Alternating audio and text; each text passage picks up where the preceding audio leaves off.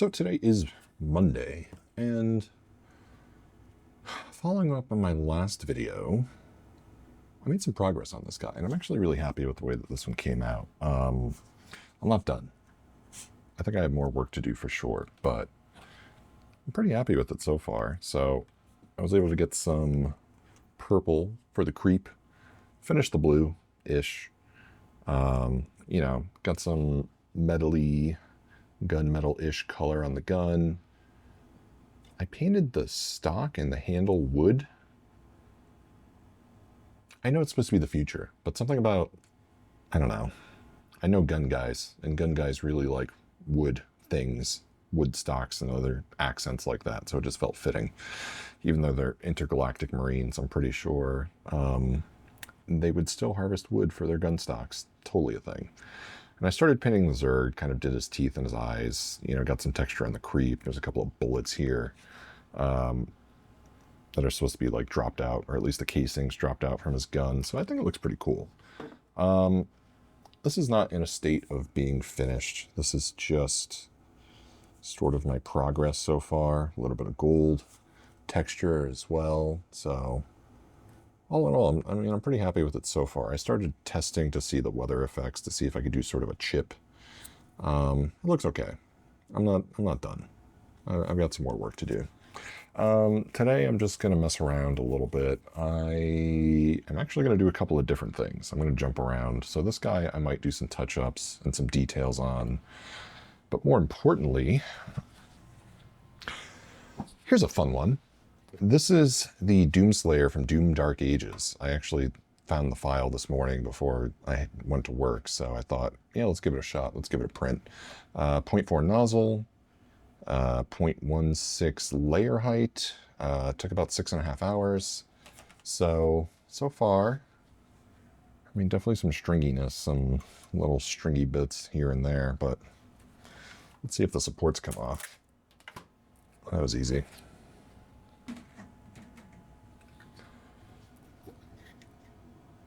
So he's got his shotgun. He doesn't have the cape. It would be cool to print this and then get a fur cape to attach to it. That would actually be pretty neat. Some serious stringing coming out here and there. I'm actually not really sure what causes that, but I'll figure it out. So when I print these, I print them with the tree supports. I'm finding that I think I like printing them separately. I've been printing these whole, which is fine, except when the tree supports are too stuck on and they're hard to remove, it can kind of ruin things. So I'm finding more files, like this is the Doomslayer. It's the same one that I did before, except this version is broken out, so all of his arms and legs are individual pieces, which I kind of like because I was able to print each piece in a pretty decent quality. And he's not assembled yet. I just did sort of like a black coat on him. But is that his right foot? No, that's his, oh, wait, no. Yeah, that's his right foot. Yeah, that's your right foot. That's your left foot. And it should just fit in there, no? Oh, there it is. It's easier to remove the supports, but maybe not as easy to assemble it. Got his little head here. And I printed this one kind of smaller. I would like to do it bigger, but the whole idea is that I was testing out to see, like, do I like it separate and then assembled later, which I think I do, because it definitely seems like the better way to go, because I'm running into less issues with supports. It's easier to clean up. I can sort of manage all the nooks and crannies that I can't reach when it's a full-size thing. Oh, he broke apart. So I'm going to assemble this and paint this, or at least paint it, and then assemble it, and then finalize the paint. But this one, I'm just going to put aside for now. So this one I printed as a solid unit. So if this goes wrong, yeah, it's basically ruined. So let's see what happens. I kind of like to start up here.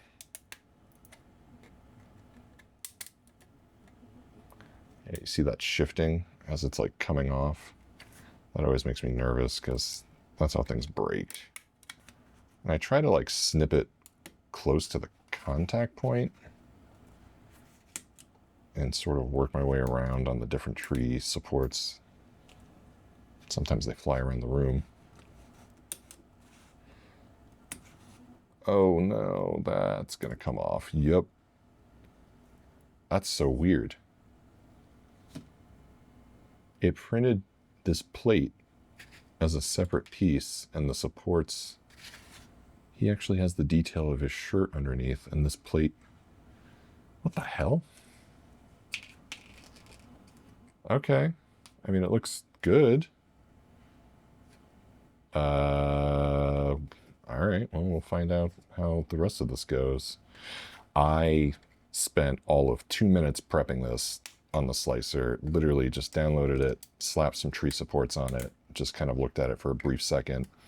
The shield, because it has the shield file as well, the shield like wasn't attached to them and it was a separate piece, so I figured I'll just do that on a separate plate and print it, you know, maybe tonight and get that set for tomorrow. But it seems like there's more pieces that are attached to this. I just merged this as like a single object.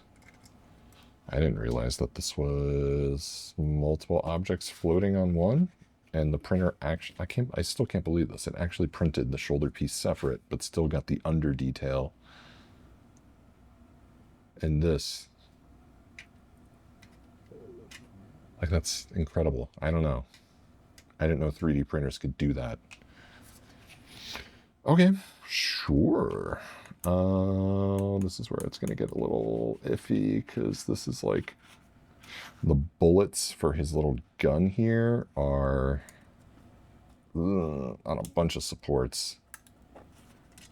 So this is where it would be nice if that was just a separate thing altogether that I could just super glue on. But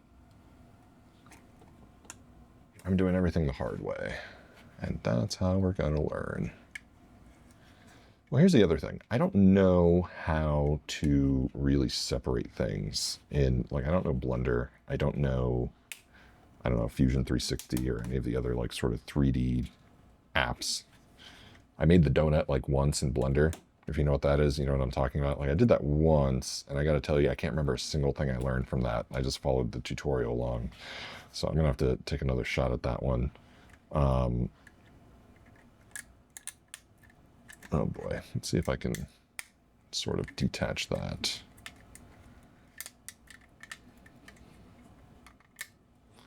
Like, I could aggressively pull this off and it'll probably be fine. I just kind of like to be gentle, because again, you know, this is 6.5 hours of print time. It would be a shame for it to just be wasted, only because I was being impatient removing the supports.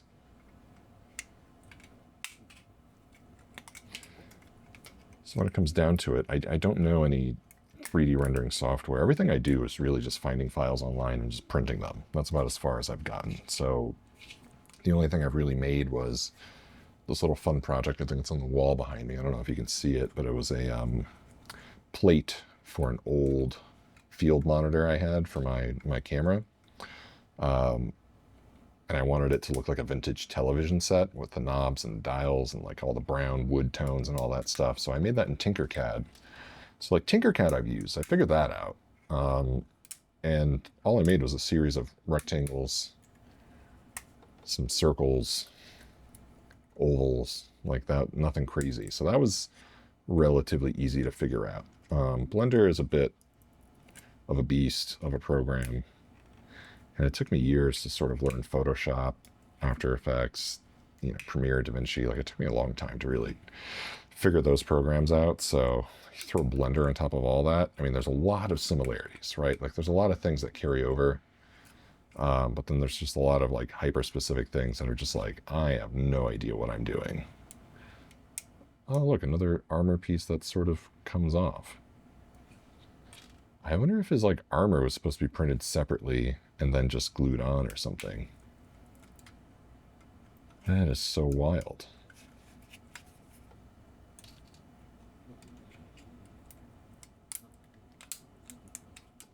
There we go. I mean, like I've been saying, and I'll keep saying this for a while, this is all really just practice. Like, I'm just kind of treading the water here and just sort of trying to learn as I go.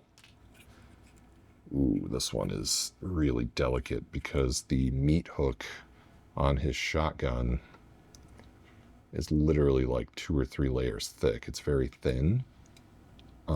That's going to break off when I get the support off. Like, that is absolutely going to break. Yeah, it broke off. Oh, no. And I can't even remove it. Yeah, I damaged it pretty bad.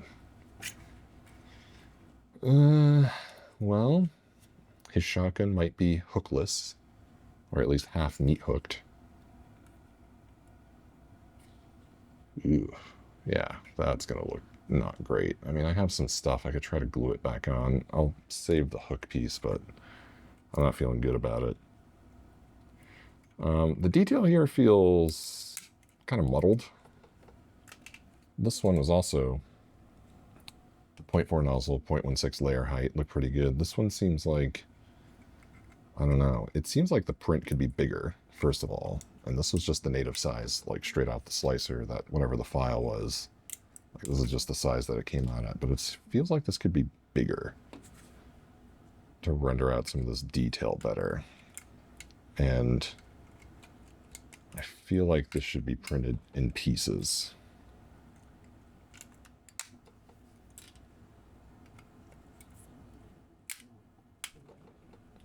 But I got a buddy who loves Doom, so even if I mess this one up, I'm pretty sure if I just put a primer on this and handed it to him, he would be pretty happy. So it's not like it's going to be a full waste. Ooh, boy, that feels not good. Come on. What's coming off? Okay, it's just a different support. Okay. I got this. Yeah, there we go. The feet look bleh. That looks pretty bad.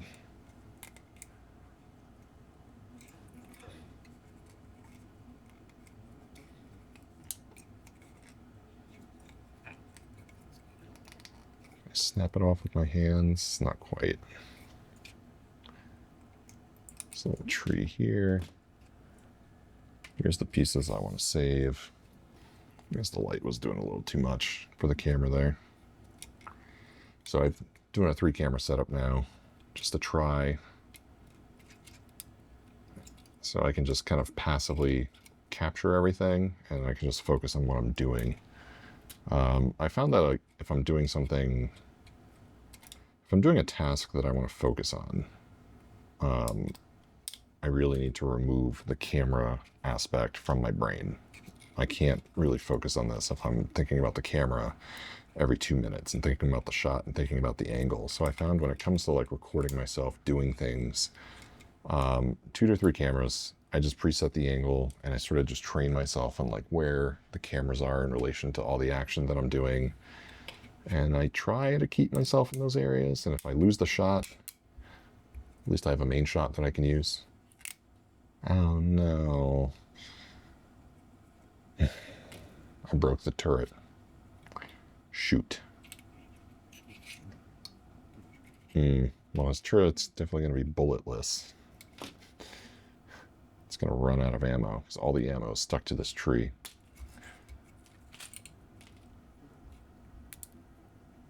Maybe I can salvage it. Nope, I broke it. Yeah. There's a couple of bullets sticking out the side here, so at least I can sort of glue this back on. Yeah, he's not going to be perfect at all, but you know what? Let's just push through.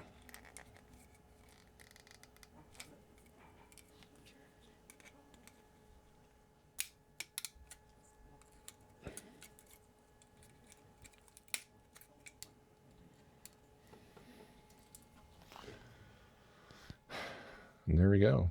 He doesn't look great. I might not prime this.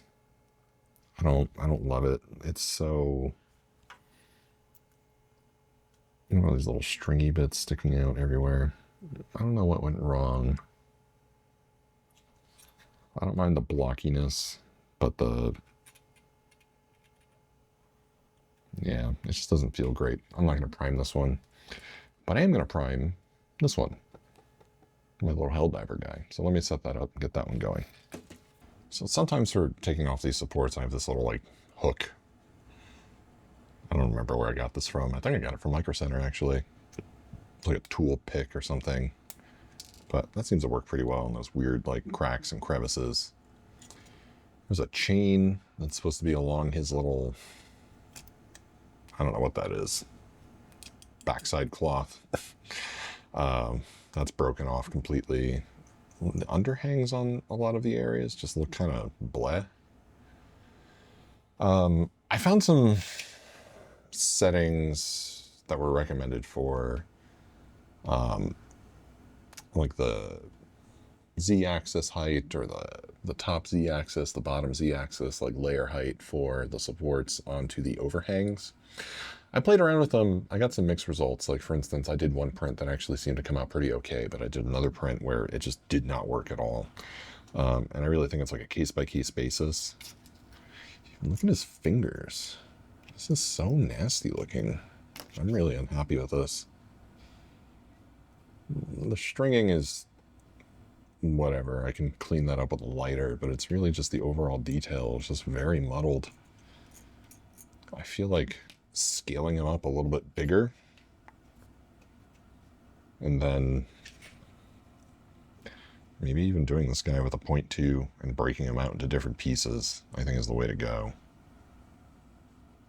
I am very unhappy with this. Yeah, I'm not going to bother painting it. I'll keep some of the pieces together. I'll still give it to my buddy. He's going to love it. But I'm not going to spend time on this guy. I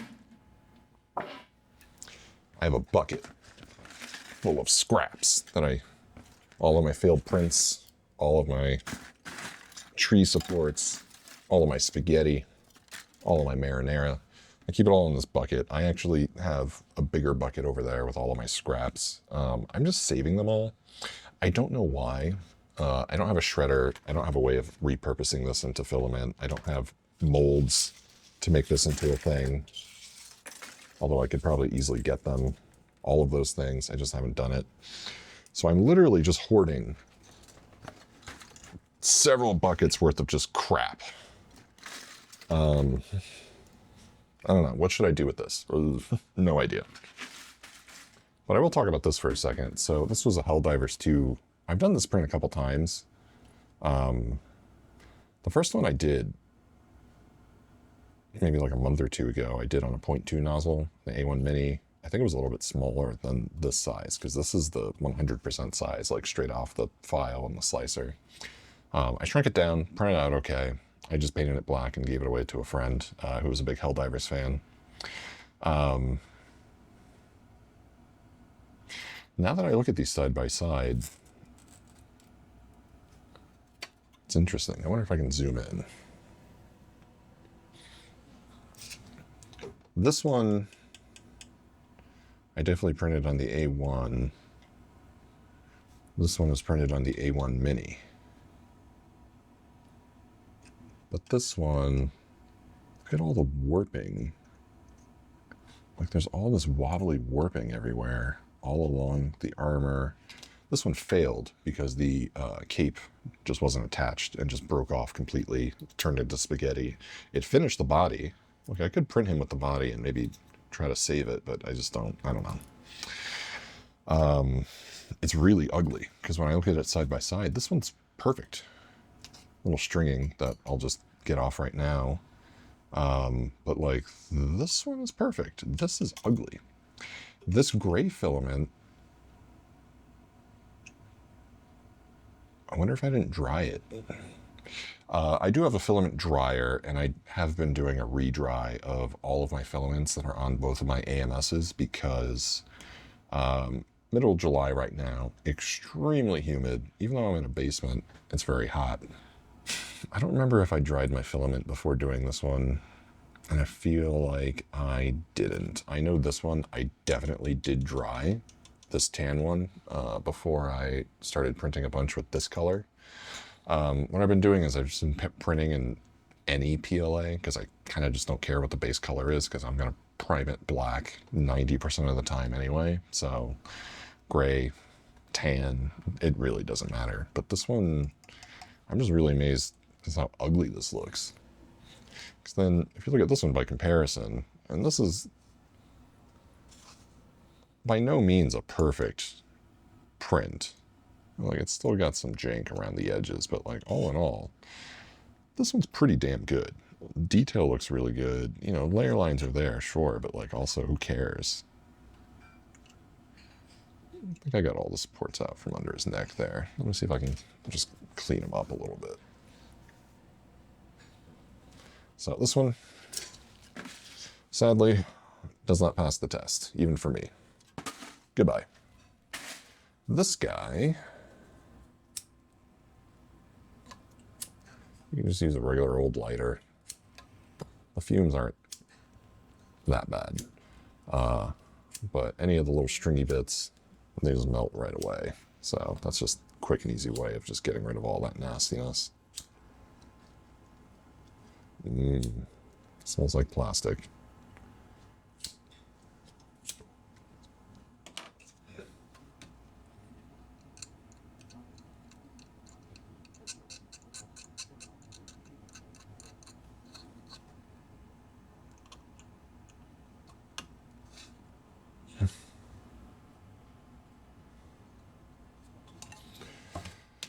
I think I'm going to put a primer coat on this guy. Let's do it. Let's bust out the very loud airbrush. Trying to remember if I clean this. This cup is hard to open. There we go.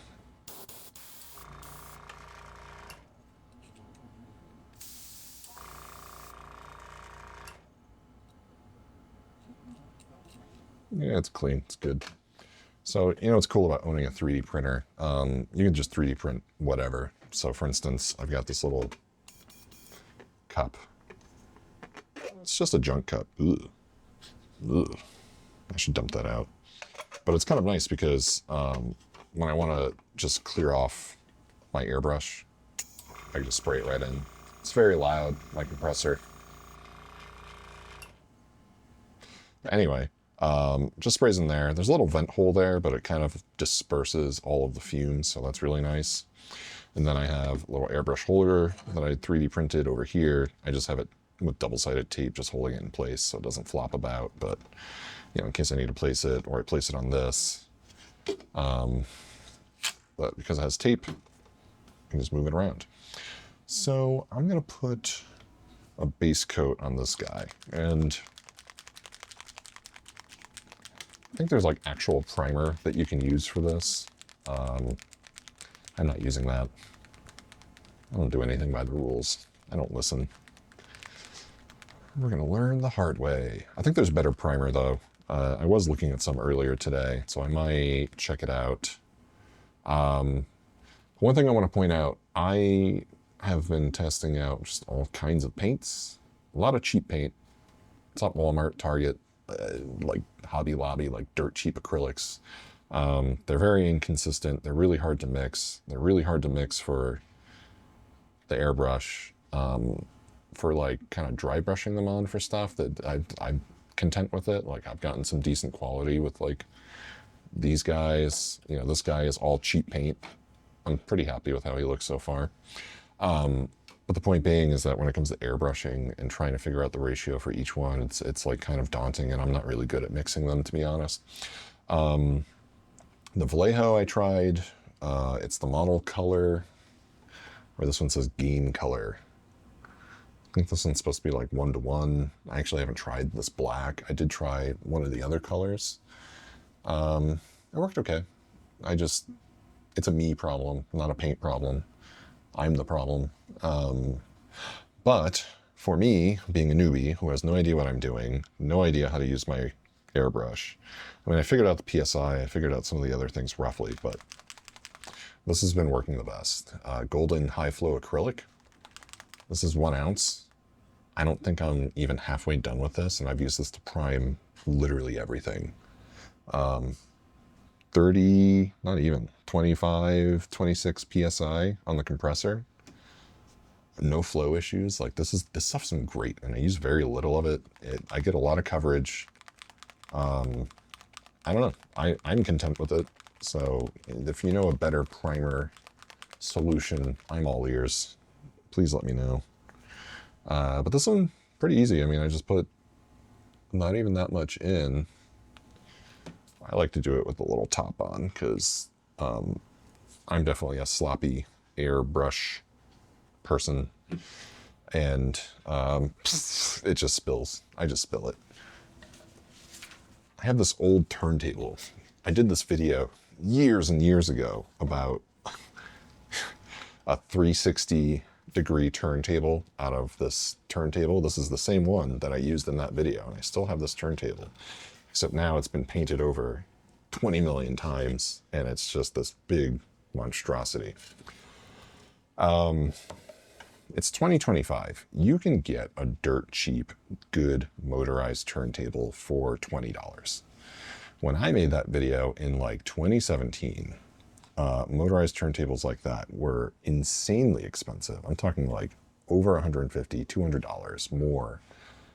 They were insanely expensive. It was insanely niche. It wasn't until like close to COVID era where there was this big, I don't know, change in the industry where there's all these like photo and video, random tchotchkes that are now like available en masse everywhere.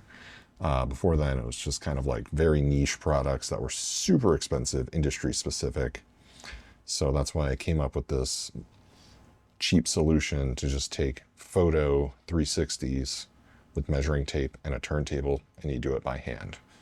It's very time consuming, but the result was actually pretty decent. So that's an old video of mine. And look at me now. Now I'm doing this.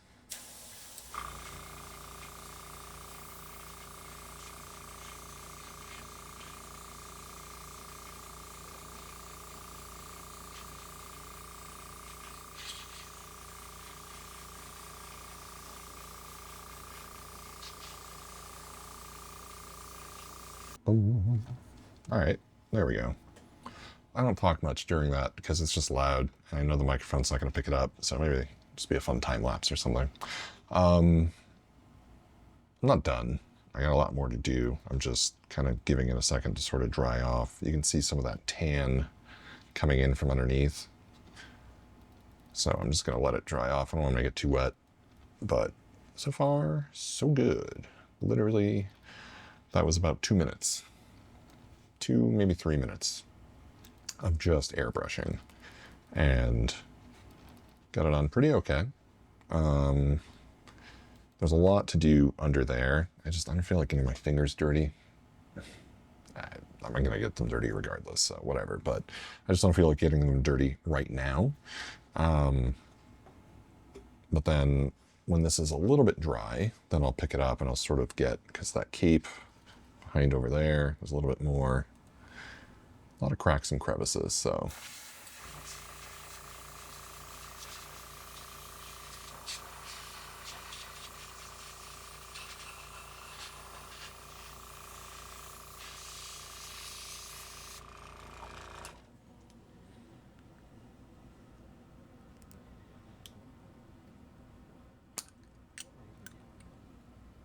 Oh wow, I'm out of paint. So I went through that pretty quickly. I didn't put much.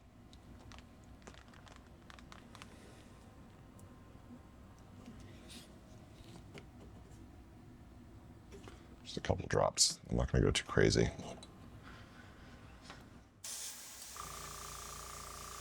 So I want to make sure I get a really good black coat on this one because Helldivers are basically all black. Literally everything is black, and it's just some highlights. So on the skulls, I think it's white on the logo, a lot of yellow details. I'm actually kind of wondering, and I don't want to do it just because it's a necessity, I'm just doing it just to try, but I'm wondering if I can just take some masking tape like this, and if I can just mask out certain areas and then just use the airbrush for those details. And then maybe just dry brush in some highlight here and there, the gun, maybe differentiate some of the other areas. you know, the stripe on the top. I have to get a reference image because I'm already kind of forgetting which one's which on this, but I know it's like just some like yellow, white, and that's kind of it. I don't know, I kind of want to try it with an airbrush because then I think I can be done with this relatively quickly. And this is a really shiny black, which works here because it's all kind of a shiny leather. Everything should be shiny. I don't want them to look new. This is like a propaganda piece, so it should look more pristine versus how it looks at the end of a game. Went a little heavy in some areas. It's fine. I mean, I like doing it like this with this primer because I'm not losing a lot of detail with this. When I was doing it with spray paint, I was losing a lot of detail. And I think that was just too much paint, too thick of a paint. This seems to be working really, really well for me, so I have no complaints there. I want to see if I can, like, get my fingers a little dirty. Oh yeah, there's tons under there that's, like, not even done.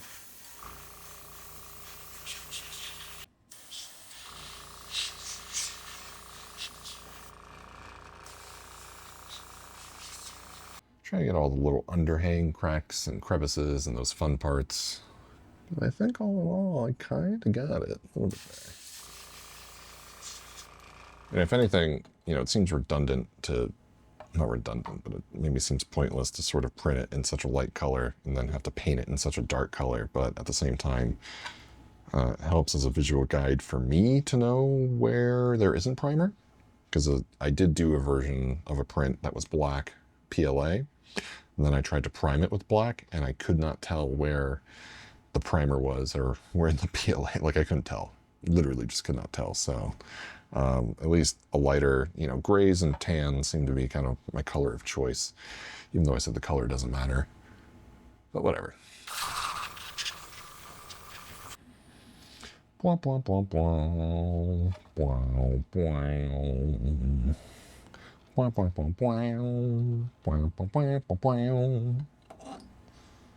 right, I think he's looking pretty good. It's gonna need a while to dry. It'll dry fast, but I like to let it just sit for extra long, so I might not touch this today. I might just get into it tomorrow. Let me clean up my airbrush, and then I'm gonna pivot to my StarCraft Marine. Play with that guy a little bit. This I'll just keep on the turntable, and I'll just let him dry. All right, so let's see. I took the supports off of a failed print. Got a base coat down on another print that went well, and this guy, what do I want to do with this guy? I want to try to weather him a little bit. And there's some shading, sure, but there's no highlight detail. But again, I talked about this before. I don't really plan on putting a lot of highlight detail because I want to do that in camera. You know, for instance, you see that? Those specular highlights controlled by, and this is just a little panel, but you can just see how it's kind of controlled by this little guy. And then you get those sweet looking highlights everywhere, and I can sort of get a bounce card, control how I want this lit, how I want it to look. I think this has RGB, doesn't it?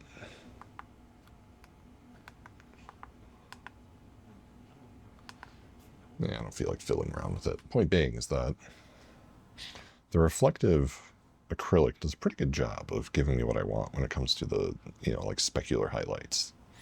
So I'm not going to go too crazy. I don't really want to add too many highlights. I think what I want to do is focus more on sort of just getting him, oh, that's wet paint. Getting him just a little bit more weathered, a little bit more kind of moody looking. You know, he's bright, he's colorful. Let's see what else we can do. First, I'm going to wash out this little palette that I like using. Let's see. So I have this new nickel metallic finish, and I have this random crappy acrylic I've been using, and it's cinnamon stick. I really like this one because it makes a really good rust color. Like this one makes a really good rust color. It's the best one that I have found so far. So I really like using that. I think the creep, the purple looks okay. The Zerg, I feel like is really undercooked. I just don't know what to do with him. I genuinely don't know what to do with him. I got him brown.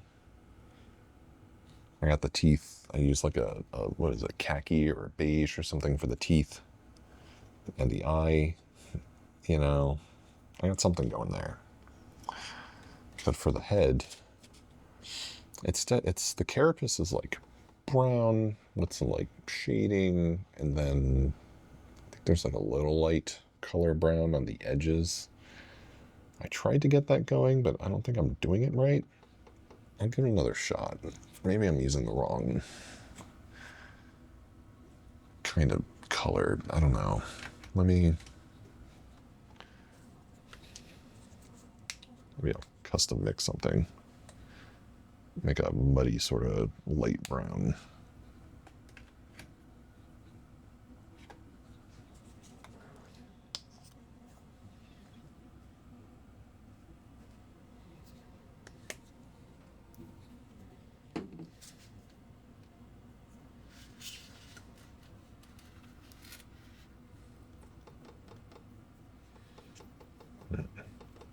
So color theory. Something I remember from school. I went to film school. I remember color theory roughly, but not well enough to mix paint very well. It's sort of a muddled, lightish brown, right? Like that could be a light brown color that I can use. Maybe I should just get a color wheel. Maybe that'll refresh my memory on color theory. What else did I want? The cinnamon stick, like a little rust, right? Just like a real light patina. Is rust a patina? Kind of, I think. So I have this guy. I'll use this one for like the real light touch, kind of like weathered details. So I got him blue all over, right? Now I want to make it look like the blue is chipping off and the undermetal is showing. I want to do areas that are going to scuff. So like the knees, elbows, shoulders, you know, maybe around the edges of the little flame jetpack things. Also, why do they have jetpacks? They don't fly. Why does he have like a turbine on his back? I never understood that. I don't know if there's a reason from like a lore perspective. I guess from a cool perspective, it is pretty neat. I think I'm just gonna like, do I have a shot of this? Kind of.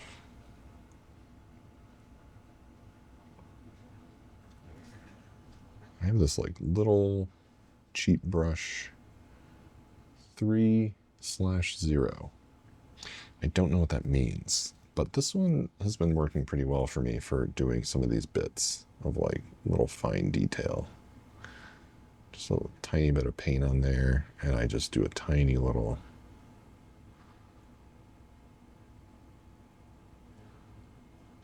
something just to break up the monotony of the color, because it's just like one sort of solid blue. And now's the part where like I want to break it up. I want to break that solidness up so then it's like,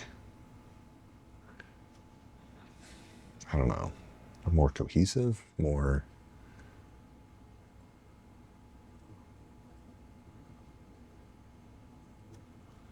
and just using the very little paint that's on here and just sort of dabbing it.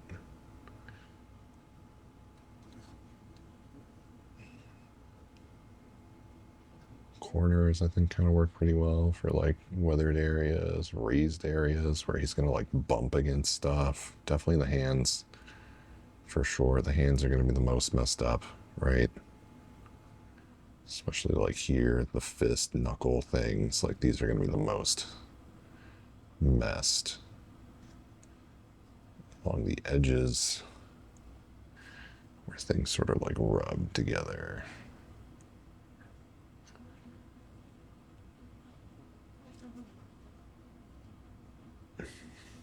Way too wet. It's way too wet.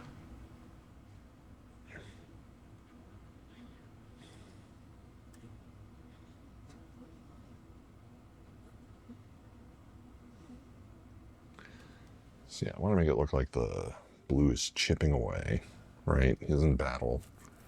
He's all messed up. His shoes look way too new too, so I'm going to mess those up.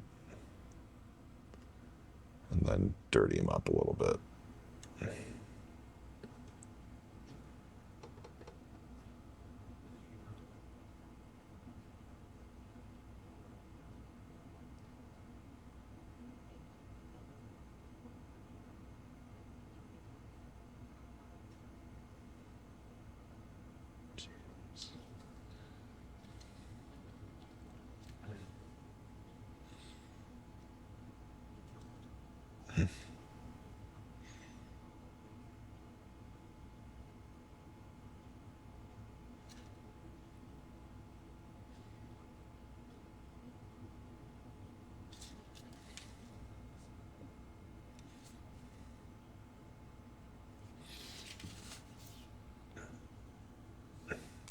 This feels like when I'm retouching an image.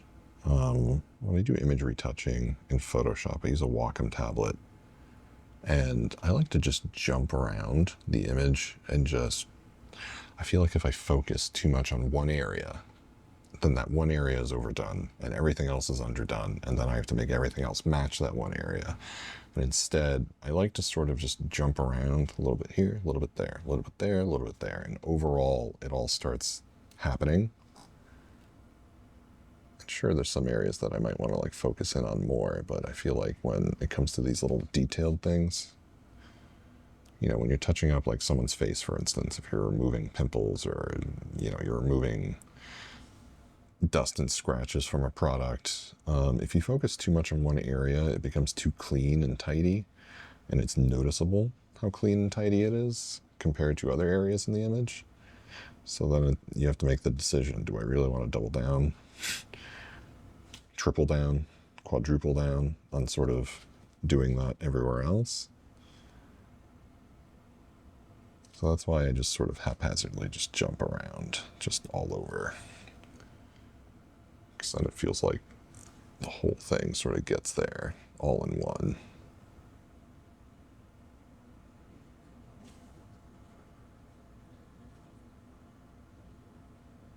And I'm just doing random little shapes of just scuff. Nothing too coherent. Little edge here, there, right? I feel like this whole one of these back plates would just be completely chipped off, like if he fell on his back. Right, there we go.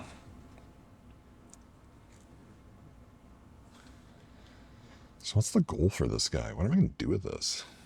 Right, because I'm putting all this work into it. I mean, is it just going to sit on my shelf? I feel like I want to get a cool image of this. How do I make a cool space planetary backdrop? I'm thinking of like the victory screen from the original StarCraft, how it had them standing on the alien planet, kind of like in this pose. It's like a planet in the background. I wonder if I can just lift that and use that. Because I could just shoot this against a dark kind of background, cut them out, you know, just make sure I get the lighting right, and then superimpose some assets from the game. I think that could work.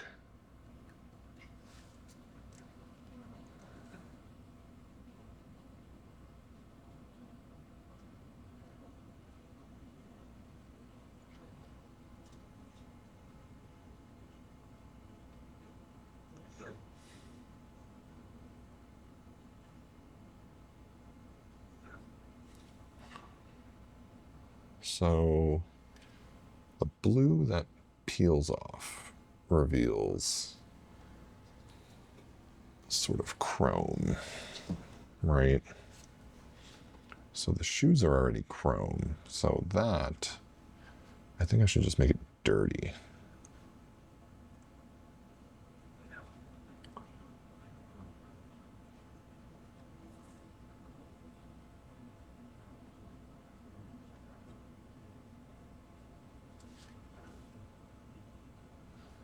Definitely the top there. right? Because he would fall on his shoulders. These, like, I imagine these dudes fall all over the place. Despite being in a high-tech super suit, like, I imagine they are just clumsy as all hell, so... These things get battle-worn. Just all over the place.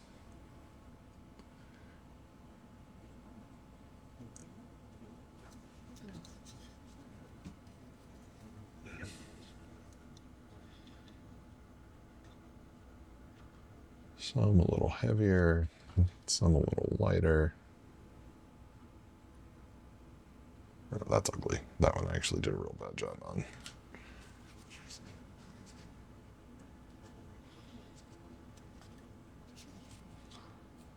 Better. I had a good vibe going, and then I got overconfident and sort of ruined it. It happens. There's some just like little like lines, right? Like just some nice little sharp. Got it all over my legs. Nice. Some nice little sharp, just like lines. It's a little something, right?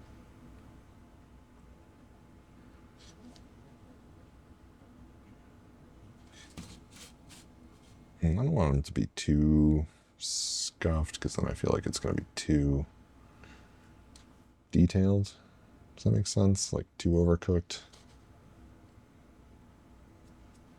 At a certain point, some high-ranking officer is going to see a suit and go, "Hey, man, like go back to the barracks and get a new coat. Like you look like crap." Right?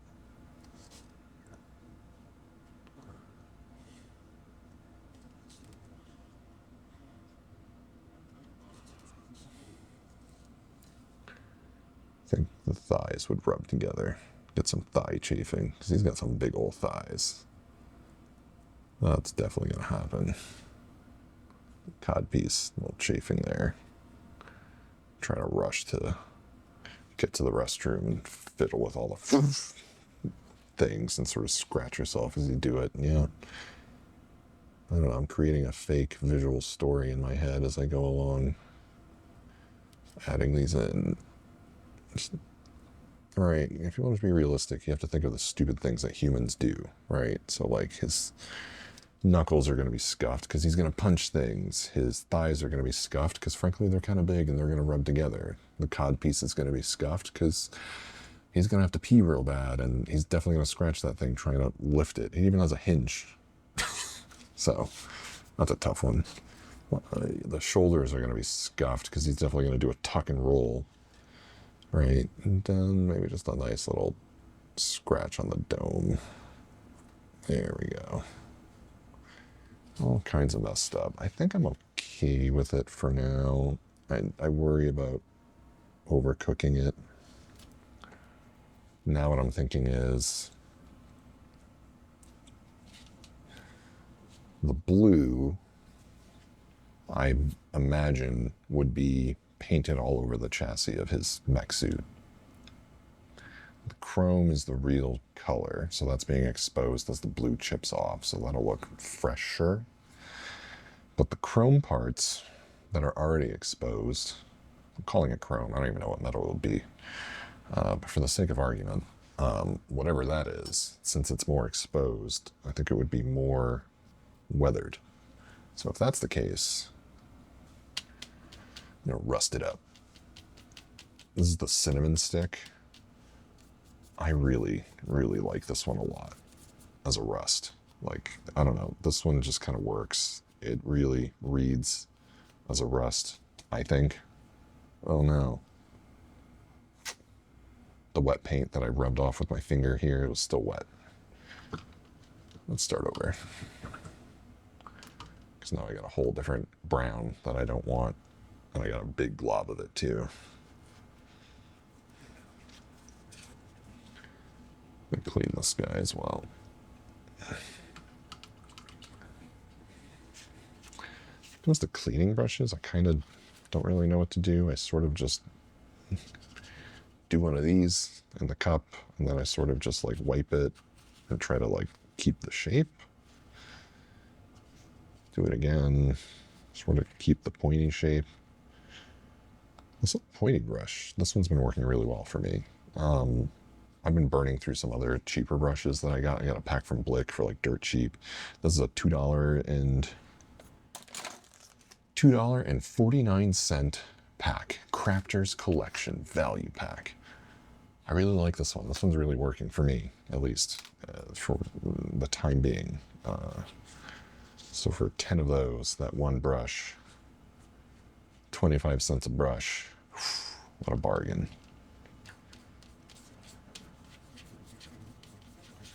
All right, let's try this again. So this one, I'm really going to try to get the wetness out, because I found for the rust, it's like rust is on surfaces or it's inside crevices. I forget. I think it's kind of like on surfaces. I think. Well, either way, I want to get a lot of this wetness off and really just make it like a super light.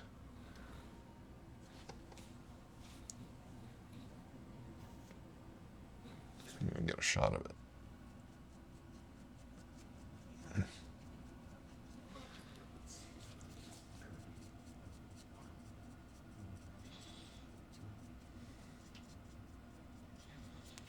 Because his boots look shiny and chrome. So now I want to make them look less shiny and less chrome. And more like they just walked 100 kilometers in an alien biome, smashing up Zerg. Too much. Too much, too much, too much, too much. Too much.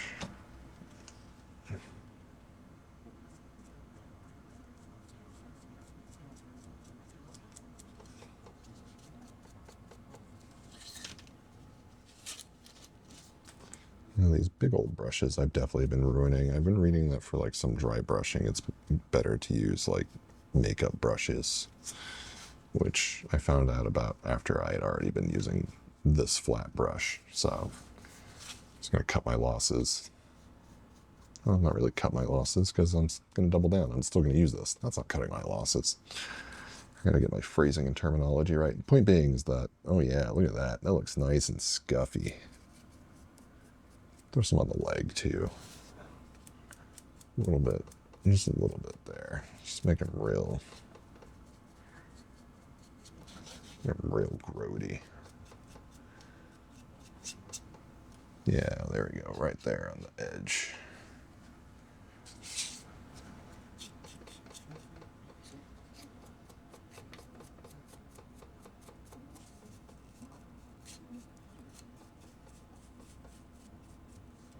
There we go. That looks pretty good. I'm into it. It's scuffy and nasty. And maybe I'll just throw a little bit on these little pipes up here. Little hydraulics. Gonna get a little rusty. Some of the internals. Maybe they get a little gunked up. Just a little bit.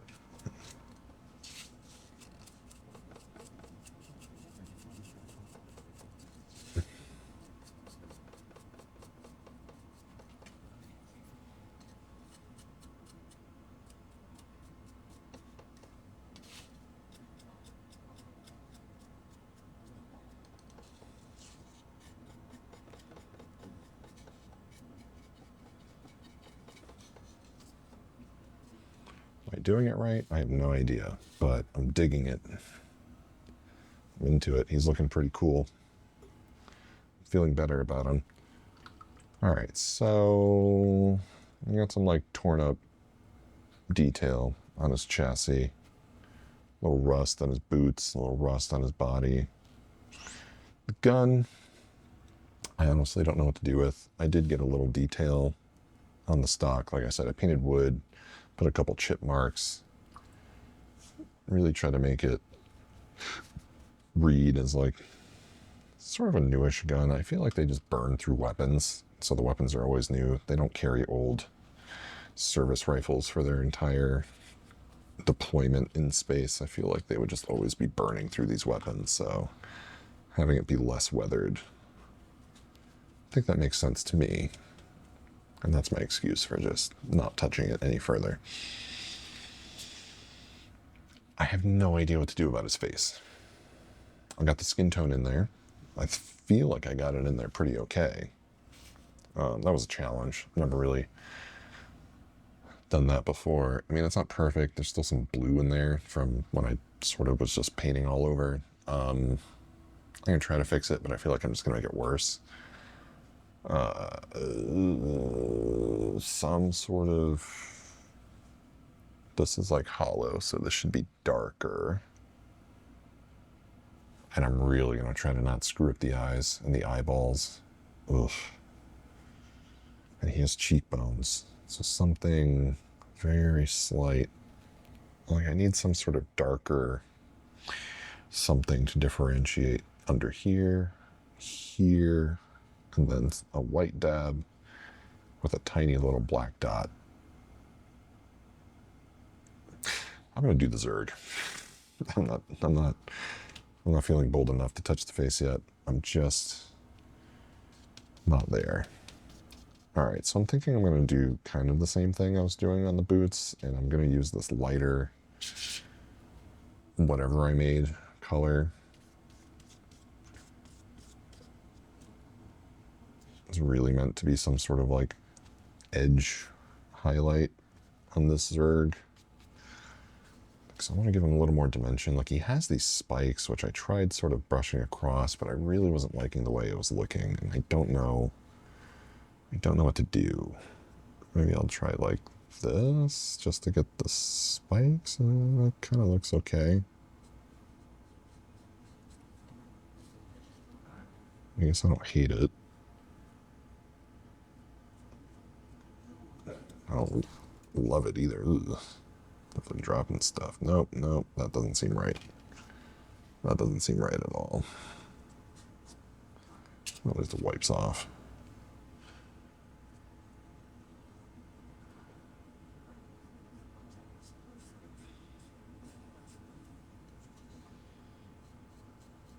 And so I take this flat brush and I do this on the spikes. I think I'm vibing with it. Not really. No, it just looks like...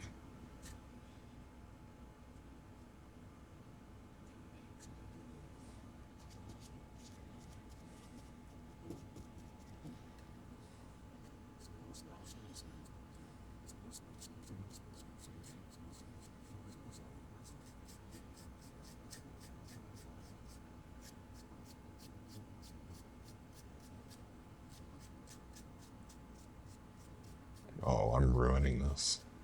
I'm absolutely ruining it. Yeah, no, I'm totally screwing this up. I'm hoping I can just take some brown to sort of undo it a little bit. But I think it's easier to paint highlights than it is to paint shading back on. I feel like I'm ruining that. How does that look on camera? Because I feel like I'm ruining it.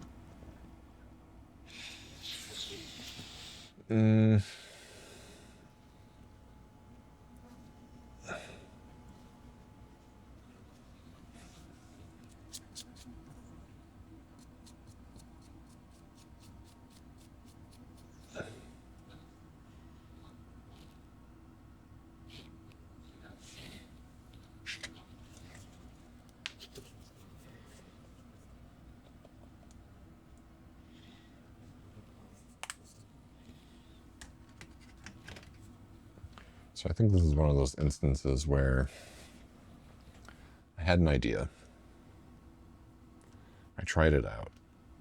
I overcommitted. I hate the way it came out. And now I'm going to overcompensate. And I think I'm going to make it worse. But you know what? That's just part of the journey. Let's do this. I had a decent brown on this guy with some shading on the Zerg Carapace. I was trying to dry brush in some highlights. My brush was clearly way too wet. And I went all over the place. And I don't know how to fix it, but I feel like if I take this little brush and just gently try to shade back some of that brown, I think.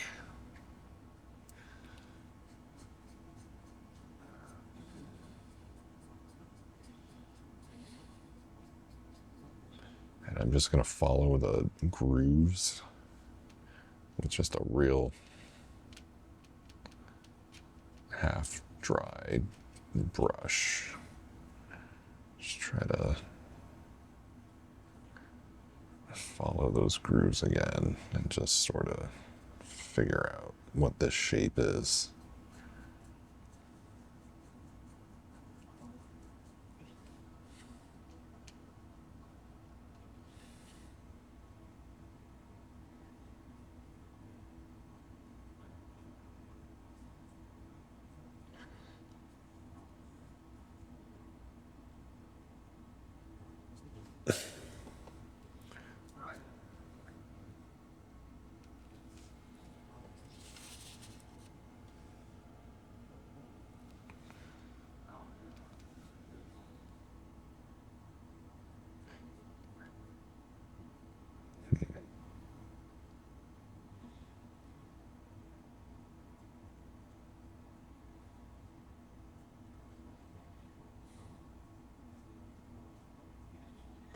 Yeah, I don't know. I'm not feeling great about it. I'm not... I don't know what to do about this Zerg shape. I don't know how to paint a shape like this or create a texture.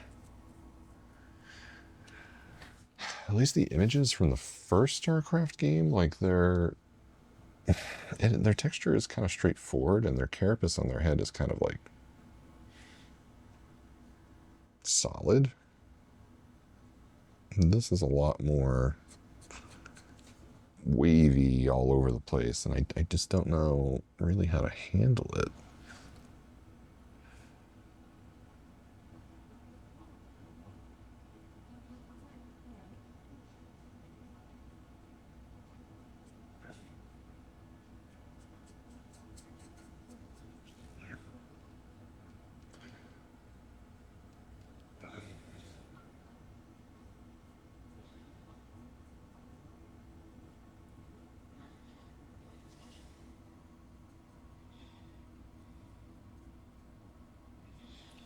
Do I paint around each spike? A little highlight on the tip, darker color on the base. I don't know what to do. I am stumped. I am stumped. But maybe I'm just overthinking it. Maybe I really am just kind of overly panicking. I don't know. On camera, it seems okay. I think just to my eye, I just don't know.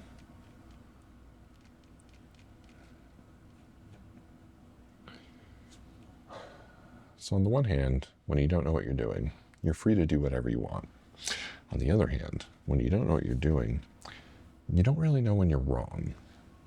And in this instance, I don't know how to tell if I'm wrong or if I'm right. Am I right for kind of panicking and trying to like fix this? Or am I just overthinking it like way too much?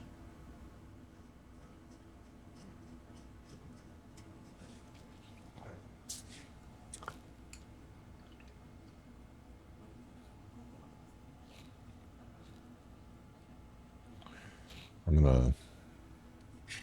gonna go and do something silly.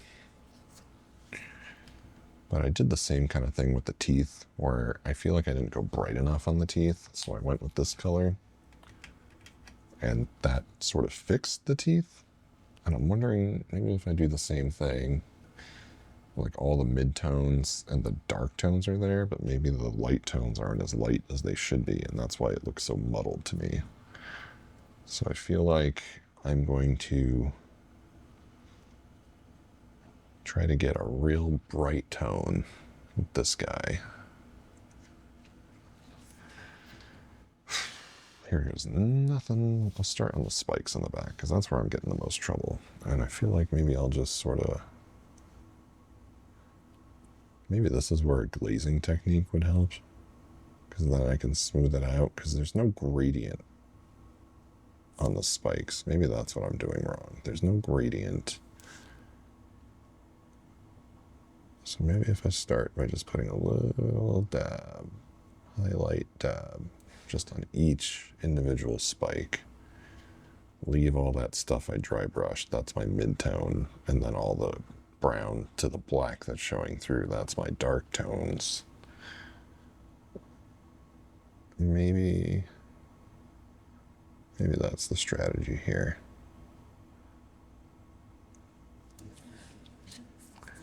Maybe that is the strategy here, because I feel like this is looking better.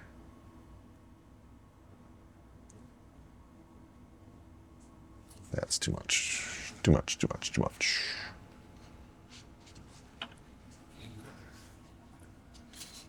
I feel like, let me try one of these like little...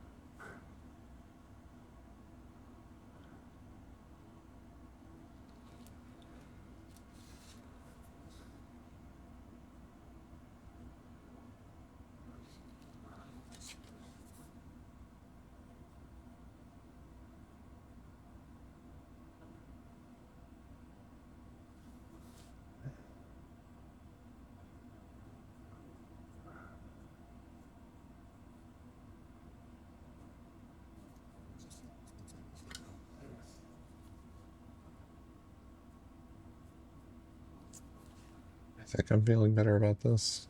I think my confidence has been restored.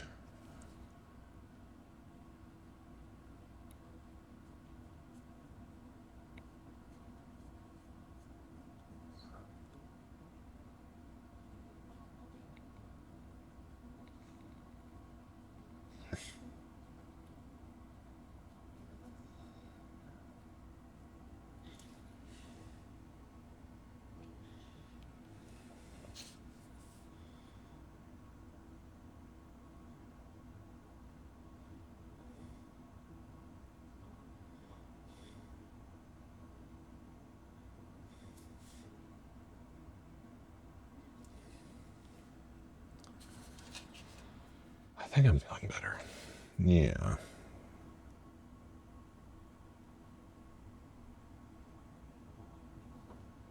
And those holes is where he got shot in the head, so those are gonna ooze blood.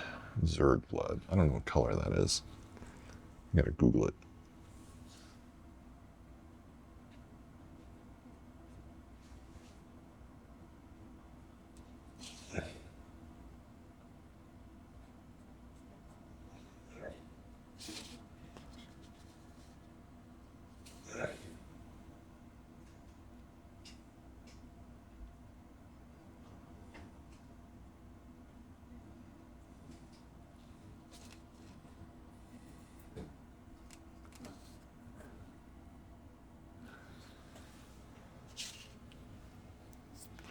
That's a good stopping point for now, because I don't want to overcook it. I want to come back to this another day with fresh eyes and maybe try to do his eyes fresh. I don't know. I feel like he's looking good. The creep is fine. It's purple. It's got some black in the cracks. The Zerg is looking better. I think the Zerg is looking better. I think it's looking a lot better. But I still think it just needs some work. Still needs some adjustment, but we'll get there. See if we can get a progress shot really quick.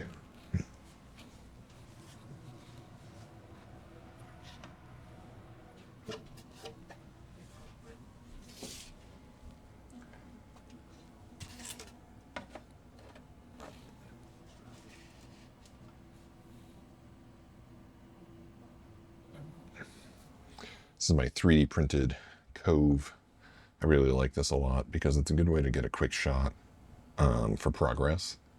So I like just take a quick picture on my phone and then I can sort of swipe through and see quickly. Nice clean background, no distractions, super easy to light. Light this with anything, house lights, panels, whatever you want. But it's just a good way to get a quick, like, nice clean shot of your miniatures, and this print was so easy to make. Drag and drop. I think that's a nice clean shot, right?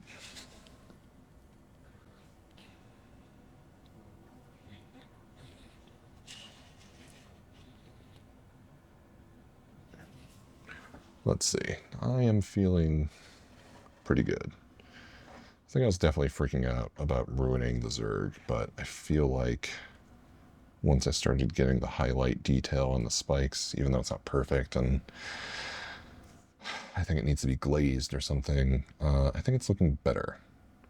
So you kind of have your real dark blacks underneath, the brown, this sort of mid-tony-y brown, and then this highlight brown. Happy with the weathering, happy with the rust. I think the creep looks fine, so all in all, I'll call it a success for tonight. So stay tuned and catch you in the next one.